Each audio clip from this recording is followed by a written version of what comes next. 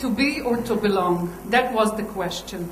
As I was growing up, I could always feel this built-in tension between my desire to be exactly and fully myself and the wish to belong and to contribute to groups and organizations. I learned that there are some people and many organizations that request a great deal of adaptation on my part if I wanted to be accepted. So I was always looking for ways to try to hold both ends, to be and to belong. And I took it on two levels, both a personal level and a professional level. In 1988, I was already 10 years in the business of organizational consultancy. And I liked my role and I mastered it quite well. At that time, the role of organizational consultant was done pretty much from a standpoint of a conventional doctor. I was called to come as an expert to collect data, give a piece of advice, some form of treatment, etc. At that time, I was working mainly with high-tech industry, and the people I was working with were not less intelligent than I am, and naturally immersed in what they were doing, and they had deep and vast knowledge of that.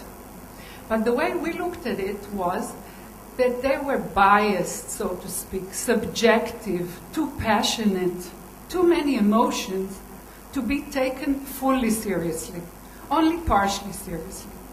So organizational consultants then used to be some type of a buffer or a moderator in the process of managers trying to orient themselves and to know the other, who are the employees and the business surrounding.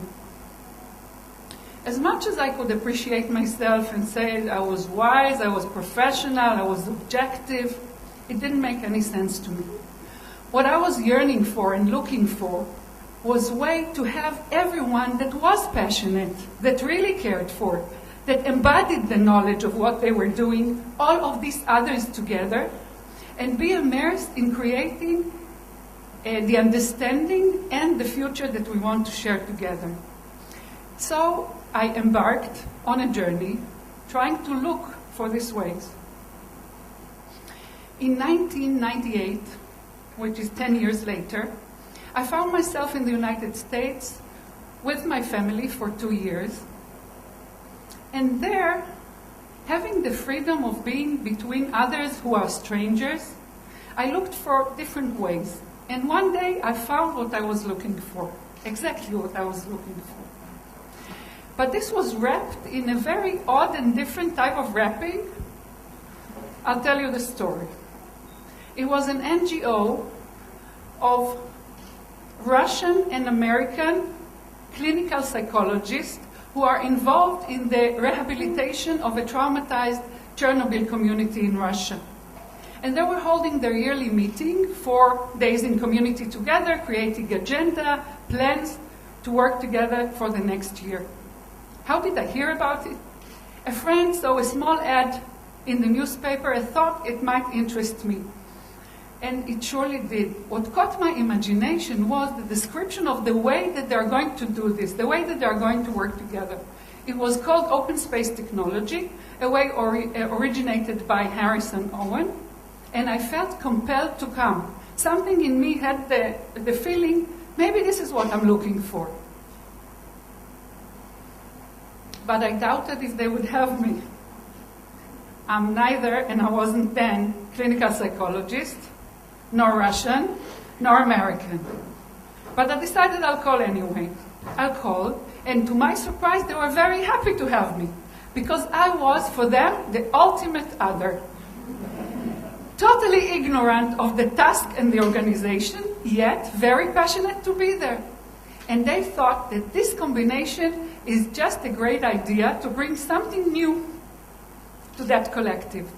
I must admit that this welcome and this different kind of logic opened new gates in my mind and made me reconsider what I knew as basic principles in the profession of group facilitation and organizational consultancy. When I met open space technology, the feeling was as if I found a treasure. both personally, professionally, and nationally even.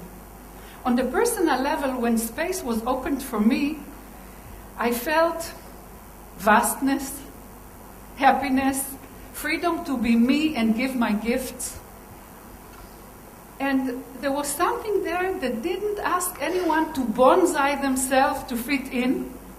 There was no way of being too much or too little, because the way that it works in open space, that just you're the right people for now. Just the way you are. And that felt very lovely, personally. Professionally, it was like a dream come true. Here was the methodology, a way to realize what I was looking for. A way to bring passionate people that embody their knowledge, create their future together. And for me, that was very, very important. And nationally, the way I see Israel is a too little place with too many people claiming this place. So I thought, what a great idea. If we could open some space, maybe it would be a healing process for any society with high conflict and prolonged trauma, high chaos.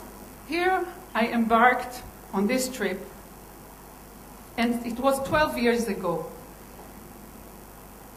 12 years ago, this story happened. Since then, I committed myself to the service, you may say, of opening space to myself and others. And in doing so, I joined a vast collective or community of practitioners, open spacers if you wish, that take it upon themselves to do the same. It's pretty much like the open source people in the computing industry.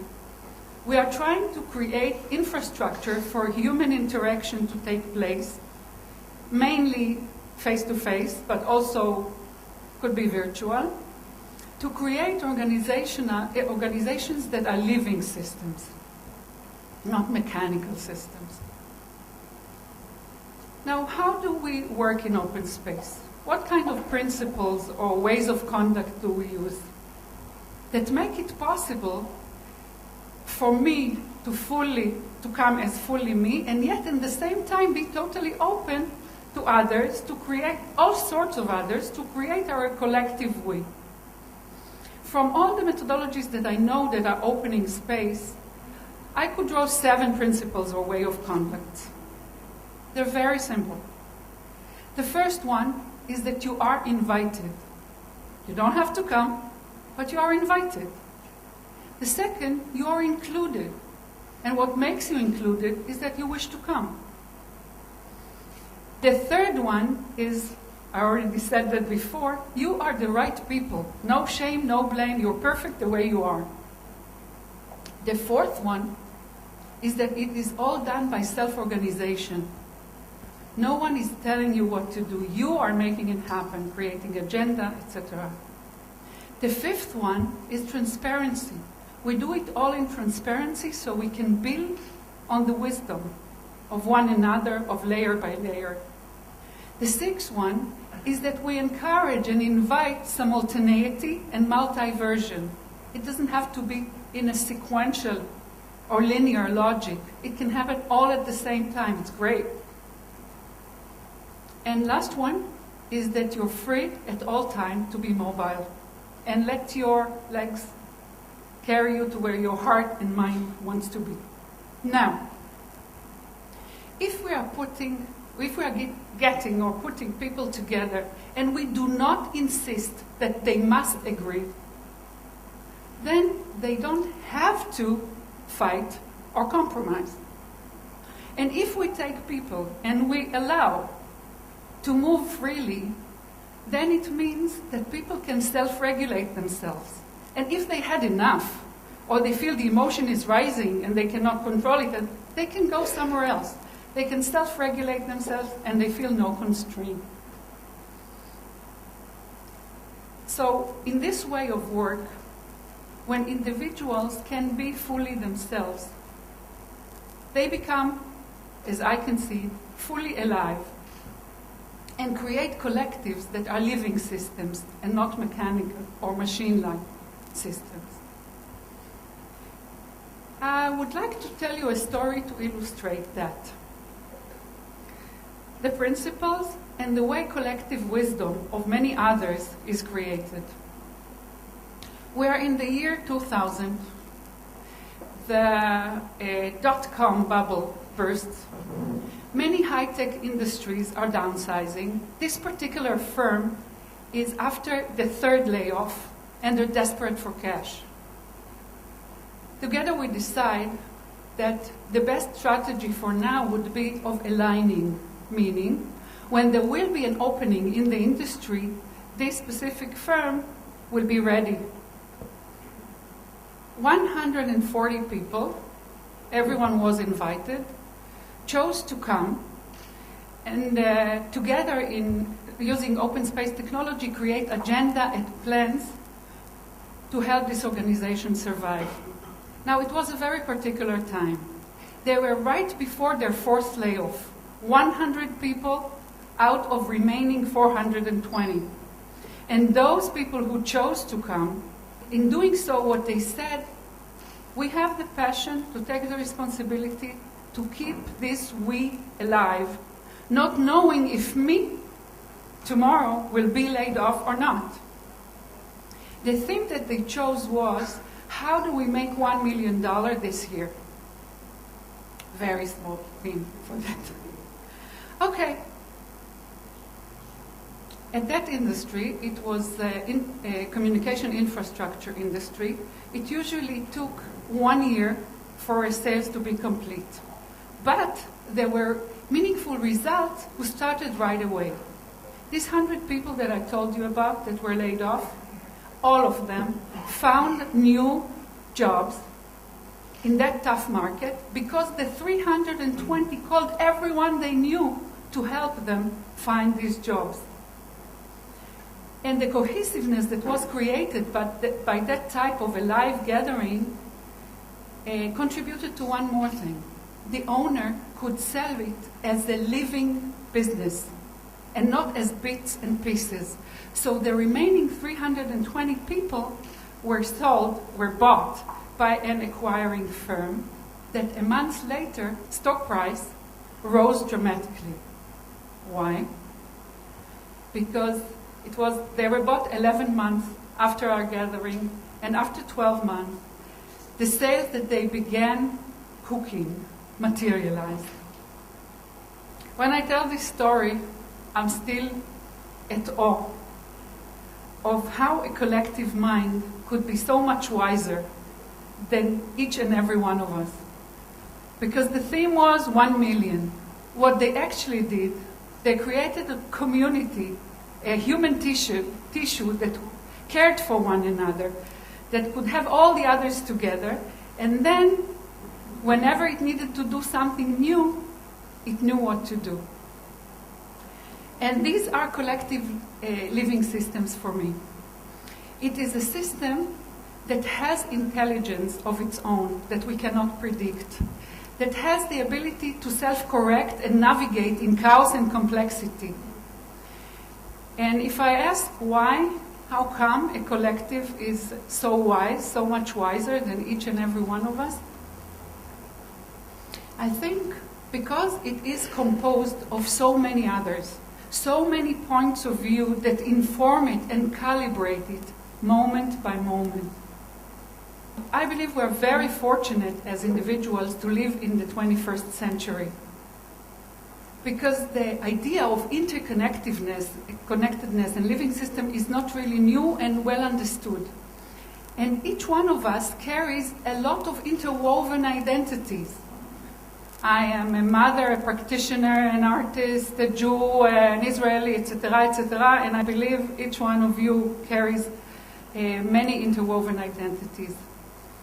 The experience of holding inside many identities is facilitated now by technology. We can belong to communities, either virtual or actual, that support each one of these identities that we have. And in this prolonged experience of holding so many identities in one person that are interwoven and sometimes conflicting, I believe we widen up.